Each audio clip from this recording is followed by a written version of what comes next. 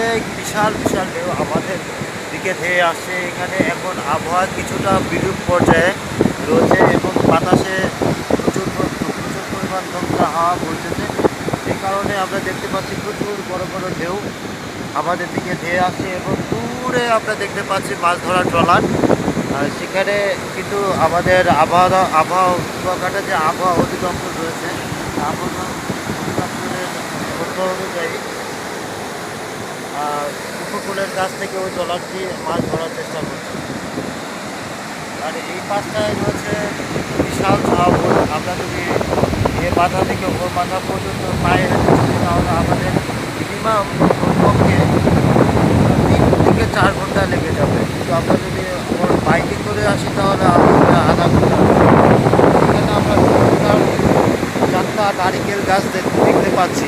4টা গাছের মধ্যে সমুদ্রের বড়াল গাছে অনেক গাছগুলো এখন বিলীন হয়ে গেছে হওয়ার পথে। আমরা মুগ্ধকর পরিবেশ, আমরা এখানে এসে অনেকটা অভিভূত আবেগাপ্লুত। সাগরের যে একটা গর্জন সেটা আমাদের রোমাঞ্চিত করে তুলছে এবং আমাদের বিমোহিত করে তুলছে।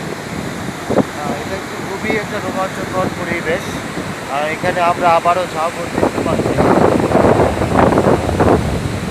এখানে রয়েছে কিছু পিকনিক স্পট, যেখানে সামান্য কিছু টাকা পয়সার বিনিময়ে যে কেউ ভাড়া করে নিয়ে এটা ব্যবহার করতে পারে।